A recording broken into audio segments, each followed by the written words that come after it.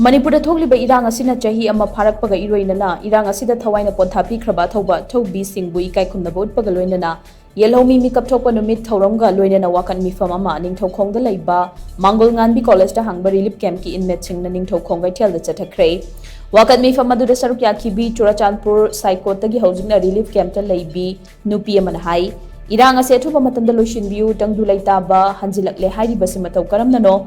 Sidana bakara pijaraga thamliba asidi yamna pende haina su mahangna makata na pende ba wafam kya phongduki akoina sahi kullama kuntha matalma lam tumloi na mang ta ton loi hore hujik kari tawraga no khoi gi ta siam du se ri thawai khara charaga khoi leiba du ya du ri bra ri sarkana santi handal e hai che karai da li kem le ga khoi santi handala bra khoi ji yang wa de babung pire amta bieng changbi o khoi gi makta